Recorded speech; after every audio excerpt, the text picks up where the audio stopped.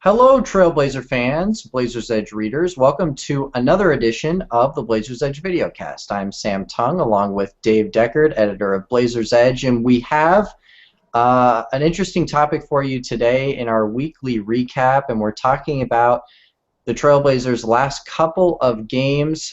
This actually we're filming prior to the game against Memphis. However, a lot to talk to today, Dave, about the last couple games for the Trailblazers, where games against the Lakers, Dallas, and Houston, all games in which the team had a lead in the fourth quarter. Some games a little closer than others, but each one of them they end up on the losing end. Haven't had an opportunity to talk to you in a while about the way that the Blazers were playing and closing these games out. So wanted your thoughts on, again, the Blazers having a lead, some larger than others, but at least having a lead in each fourth quarter against the Lakers, the Mavs, and the Rockets, and not able to come away with a victory. Well, these three games were all interesting in terms of you never felt like the Blazers had a real solid grip on any of them. Obviously, in Dallas, they got down by 30, so that's a duh statement. But even in Houston, they were kind of back and forth, trying, got ahead but couldn't protect the lead. The Lakers, they back and forth, then got down in the fourth quarter, then came back in the fourth quarter. It's been a roller coaster, not just from game to game, but within games for the Blazers. Big lows, big highs, big inconsistency. And that's the real problem, because the problem is not necessarily that you can't close close games. Few teams really can with consistency.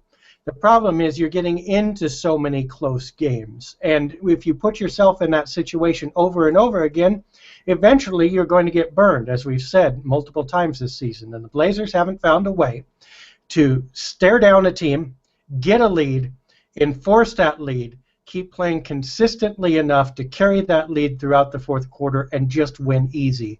And it seems like it's another thrill every night or another heartbreak every night, and this week has been heavy on the heartbreak.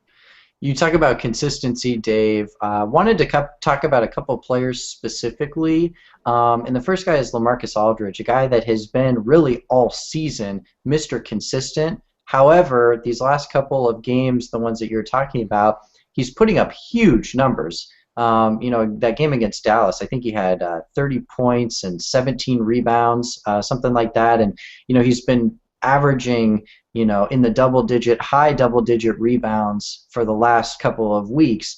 However, for a guy that had been fairly efficient, all of a sudden that efficiency seems like it has lapsed a little bit. Wanted your thoughts on the way that Aldridge has played. Obviously, we had the All-Star break. He had that minor injury.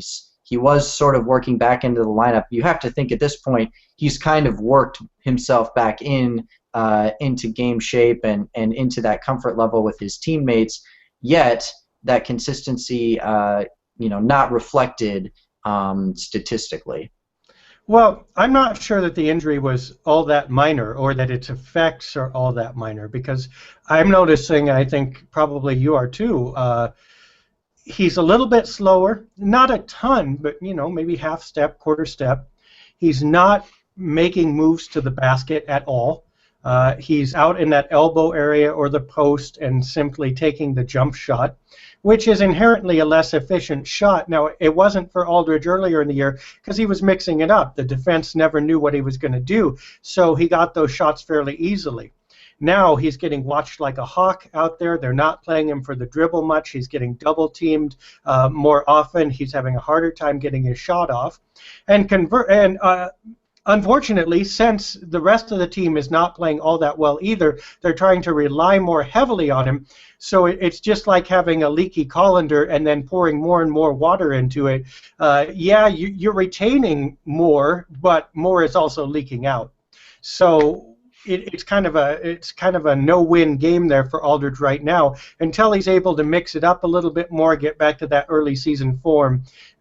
Getting over the injuries or the fatigue or the whatever it is that's keeping him from being kind of the multifaceted offensive player that we're used to seeing.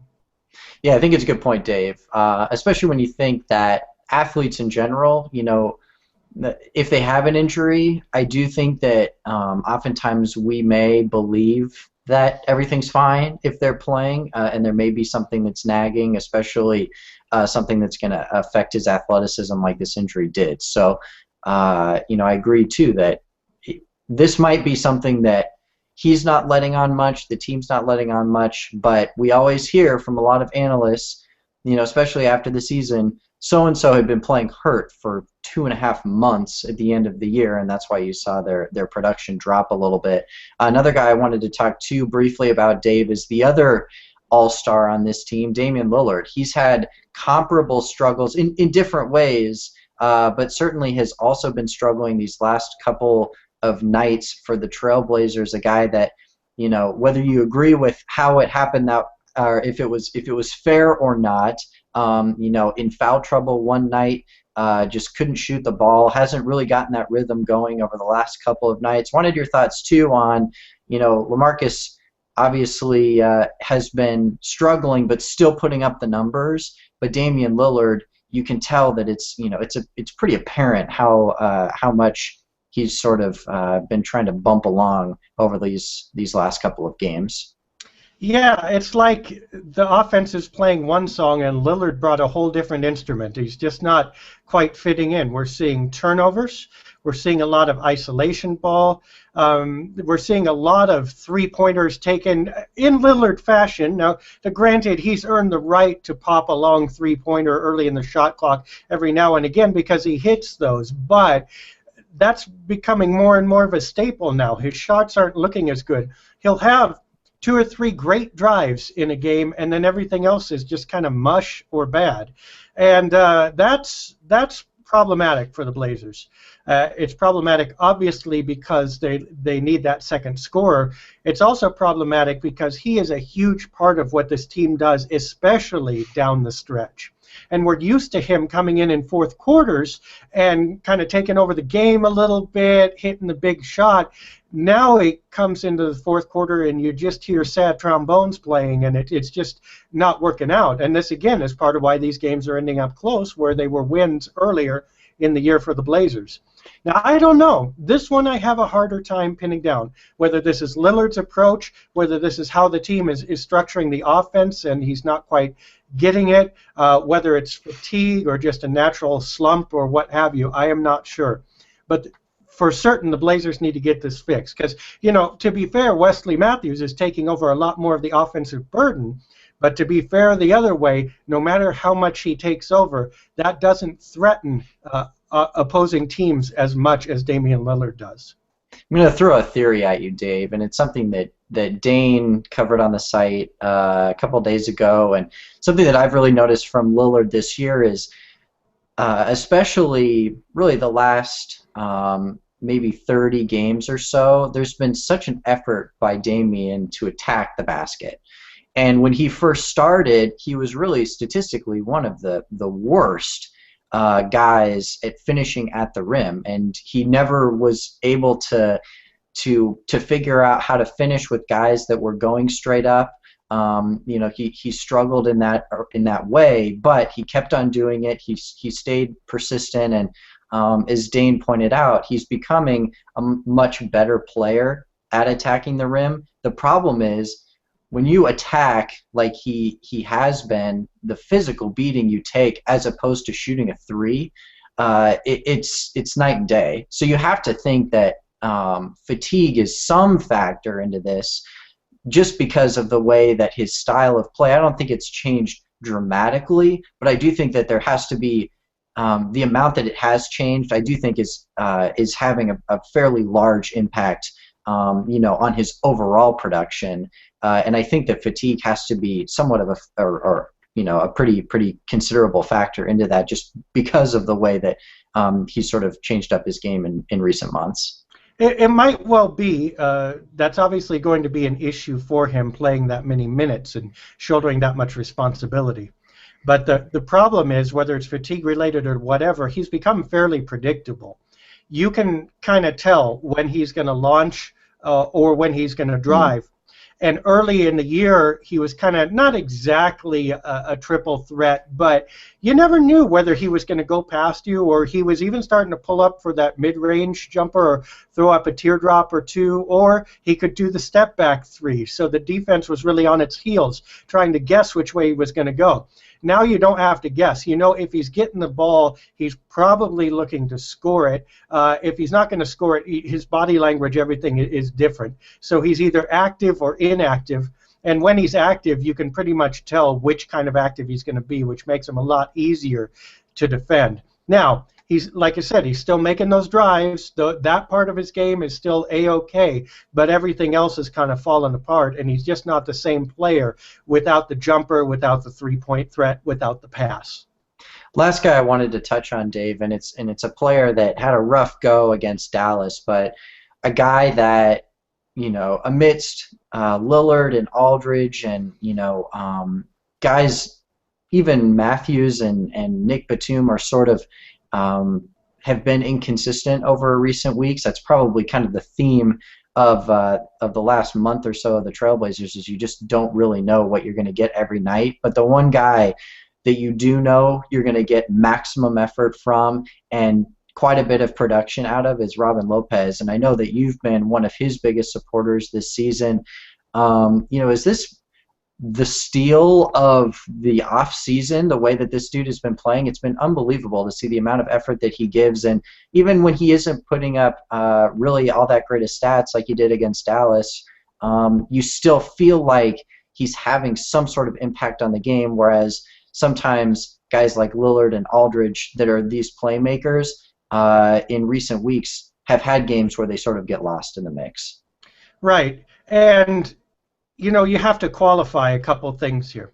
First of all, you have to give unabashed praise to Lopez, because when everybody else, as you say, has been vacillating, he's been getting stronger, and he's been putting complete effort into these games, and he's been very effective in most of the outings, and even the outings where it didn't show up statistically, he's really made a difference in these games. So he's the one guy who's sailing high right now.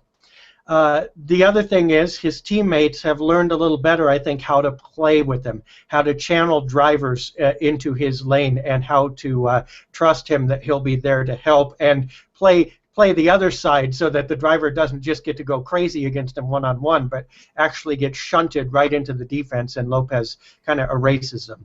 His rebounds have been fantastic, and it doesn't feel like he's getting easy ones either. Some of the other guys kind of have padded their rebounding stats, not intentionally. I mean, what are they supposed to do? Let rebounds go? Of course not. But some other guys, when they have 10 rebounds, you know a certain percentage of those were just falling into their lap. Lopez goes and gets them, and he's been doing wonderfully with that. So absolutely unreserved praise there. The caveat is, as we talked about in the written version of the mailbag this week, that you have to play a certain way to keep him playing that strong. And the Blazers are playing that way. In the micro sense, play to play, it's working usually pretty well. In the macro sense, is this the best defensive scheme they can possibly have? You're not as sure about that. And it would be a lot better to get Lopez some help, maybe get a different kind of center in there to platoon in with him so that they could throw in a few more wrinkles. But you have to say, for what Robin is and for what he's capable of doing, he has excelled beyond measure, and full marks to him for that. Well, a lot of basketball upcoming for the Trailblazers, especially as they finish off this 5-game road trip. You can follow all the action here on BlazersEdge.com. And then the Blazers come home again after finishing this long 5-game road trip, which I think everyone on the team is anxious to get under their belt and move on from. But you can follow, as I said, all the action here on BlazersEdge.com for analysis, pregame, postgame, and in-game threads. Additionally, any emails that you have for Dave or these videocasts, blazersub@gmail.com, the place that you can send the emails. We have a couple of great emails that we're hoping to tackle in the next couple of days, but continue to send those in, blazersub@gmail.com. So, for Dave Deckard, I am Sam Tongue. Thank you so much for joining us here on this edition of the Blazers Edge Videocast. We'll see you in a couple days.